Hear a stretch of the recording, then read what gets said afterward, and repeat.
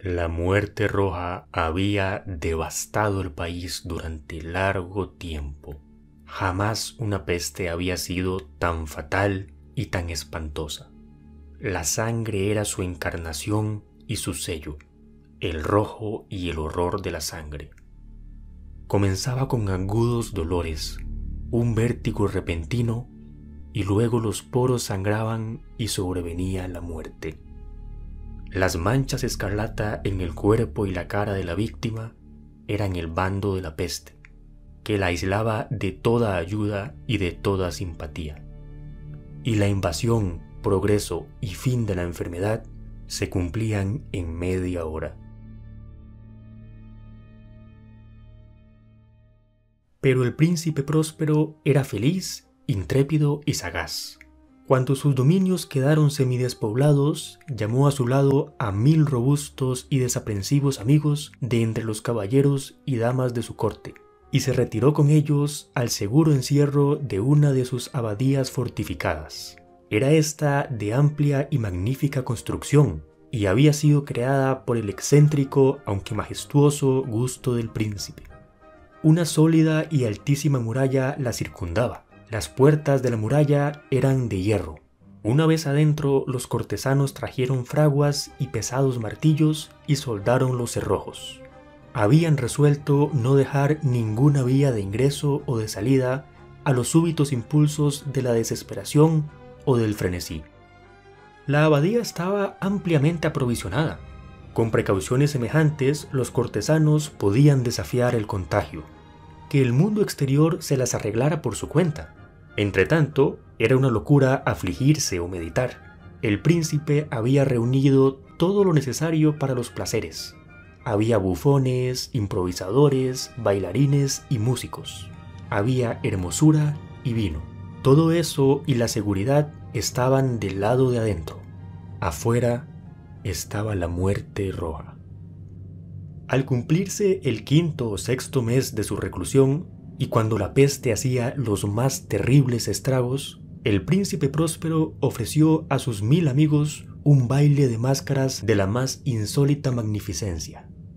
Aquella mascarada era un cuadro voluptuoso, pero permítanme que antes les describa los salones donde se celebraba. Eran 7, una serie imperial de estancias.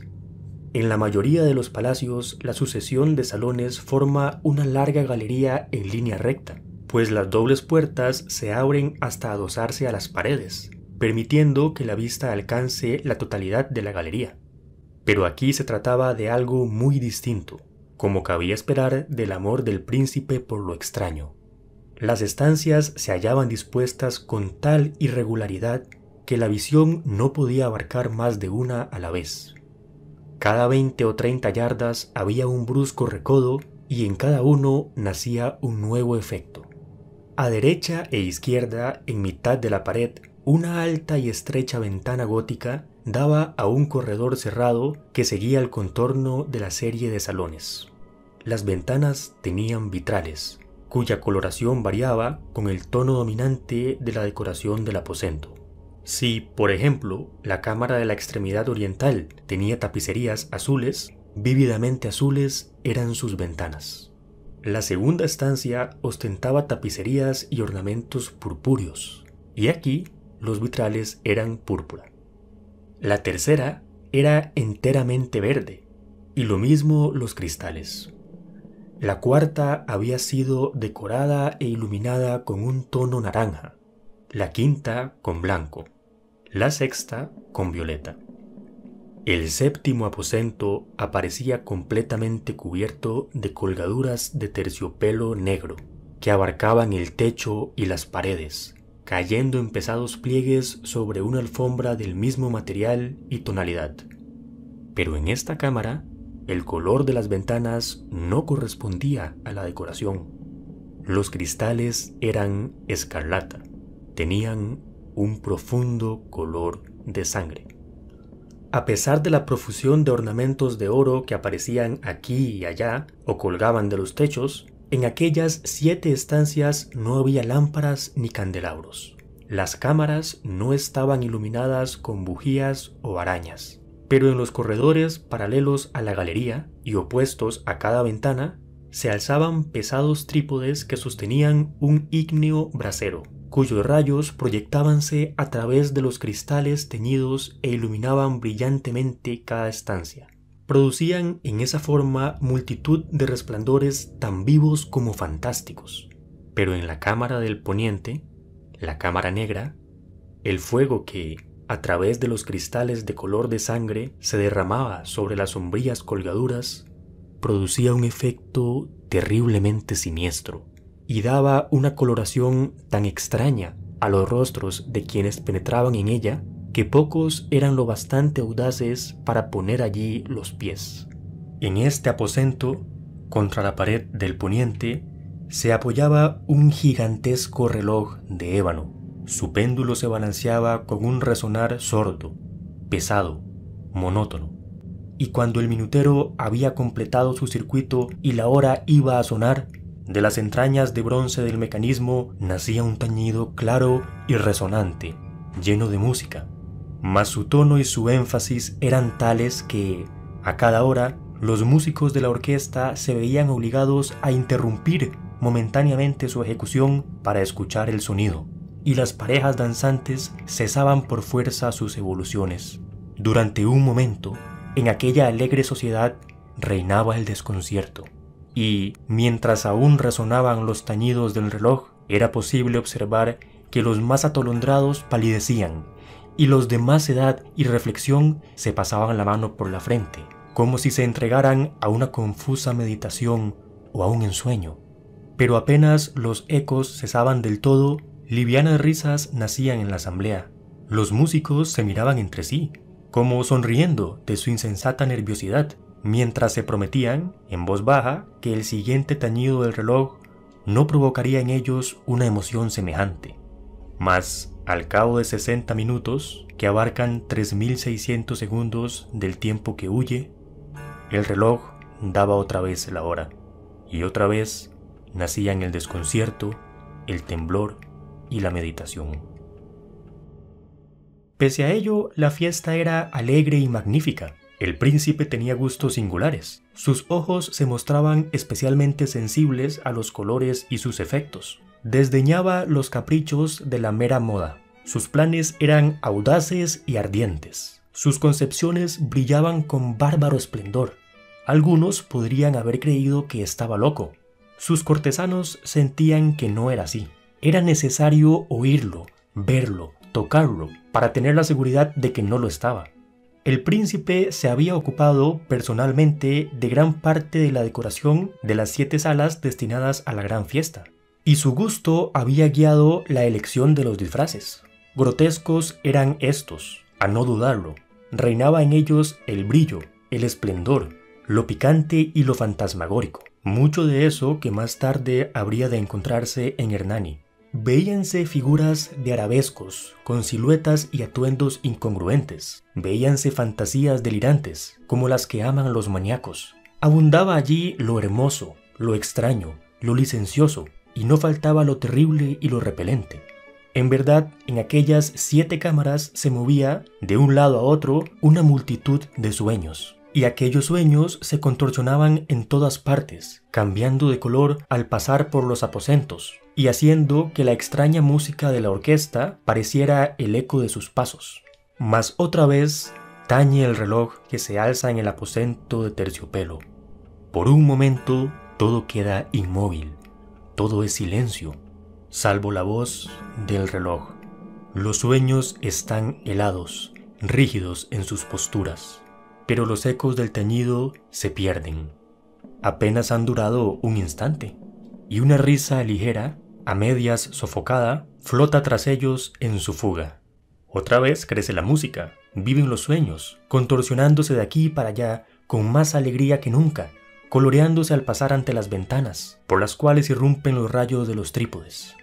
Mas en la cámara que da al oeste, ninguna máscara se aventura, pues la noche avanza, y una luz más roja se filtra por los cristales de color de sangre. Aterradora es la tiniebla de las colgaduras negras, y, para aquel cuyo pie se pose en la sombría alfombra, brota del reloj de ébano un ahogado resonar mucho más solemne que los que alcanzan a oír las máscaras entregadas a la lejana alegría de las otras estancias. Congregábase densa multitud en estas últimas, donde afiebradamente latía el corazón de la vida. Continuaba la fiesta en su torbellino hasta el momento en que comenzaron a oírse los tañidos del reloj anunciando la medianoche. Cayó entonces la música, como ya lo he dicho, y las evoluciones de los que bailaban se interrumpieron, y como antes, se produjo en todo una cesación angustiosa. Mas esta vez, el reloj debía tañer 12 campanadas, y quizá por eso ocurrió que los pensamientos invadieron en mayor número las meditaciones de aquellos que reflexionaban entre la multitud entregada a la fiesta. Y quizá también por eso ocurrió que, antes de que los últimos ecos del carillón se hubieran hundido en el silencio, muchos de los concurrentes tuvieron tiempo para advertir la presencia de una figura enmascarada que hasta entonces no había llamado la atención de nadie, y, habiendo corrido en un susurro la noticia de aquella nueva presencia, alzóse al final un rumor que expresaba desaprobación, sorpresa y finalmente espanto, horror y repugnancia. En una asamblea de fantasmas como la que acabo de describir, es de imaginar que una aparición ordinaria no hubiera provocado semejante conmoción. El desenfreno de aquella mascarada no tenía límites, pero la figura en cuestión lo ultrapasaba e iba incluso más allá de lo que el liberal criterio del príncipe toleraba. En el corazón de los más temerarios hay cuerdas que no pueden tocarse sin emoción. Aún el más relajado de los seres, para quien la vida y la muerte son igualmente un juego, sabe que hay cosas con las cuales no se puede jugar. Los concurrentes parecían sentir en lo más hondo que el traje y la apariencia del desconocido no revelaba ni ingenio ni decoro. Su figura alta y flaca estaba envuelta de la cabeza a los pies en una mortaja. La máscara que ocultaba el rostro se parecía de tal manera al semblante de un cadáver ya rígido que el escrutinio más detallado se habría visto en dificultades para descubrir el engaño. Cierto, aquella frenética concurrencia podía tolerar, si no aprobar, semejante disfraz, pero el enmascarado se había atrevido a asumir las apariencias de la muerte roja. Su mortaja estaba salpicada de sangre y su amplia frente, así como el rostro, aparecían manchados por el horror escarlata.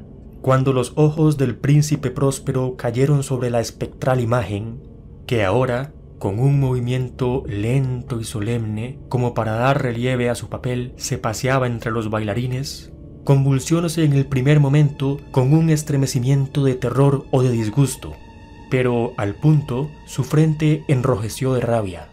¿Quién se atreve?, preguntó con voz ronca a los cortesanos que lo rodeaban. ¿Quién se atreve a insultarnos con esta burla blasfematoria? Apoderaos de él y desenmascaradlo, para que sepamos a quién vamos a ahorcar al alba en las almenas. Al pronunciar estas palabras, el príncipe próspero se hallaba en el aposento del este, el aposento azul. Sus acentos resonaron alta y claramente en las 7 estancias, pues el príncipe era hombre osado y robusto, y la música acababa de cesar a una señal de su mano. Con un grupo de pálidos cortesanos a su lado, hallábase el príncipe en el aposento azul. Apenas hubo hablado, los presentes hicieron un movimiento en dirección al intruso, quien en ese instante se hallaba a su alcance y se acercaba al príncipe con paso sereno y deliberado. Mas la indecible aprensión que la insana apariencia del enmascarado había producido en los cortesanos impidió que nadie alzara la mano para detenerlo, y así, sin impedimentos, pasó éste a una yarda del príncipe, y, mientras la vasta concurrencia retrocedía en un solo impulso hasta pegarse a las paredes, siguió andando ininterrumpidamente, pero con el mismo solemne y mesurado paso que desde el principio lo había distinguido. Y de la cámara azul pasó a la púrpura, de la púrpura a la verde, de la verde a la anaranjada, de esta a la blanca y de allí a la violeta, antes de que nadie se hubiera decidido a detenerlo. Mas entonces el príncipe Próspero, enloquecido por la rabia y la vergüenza de su momentánea cobardía, se lanzó a la carrera a través de los 6 aposentos, sin que nadie lo siguiera, por el mortal terror que a todos paralizaba.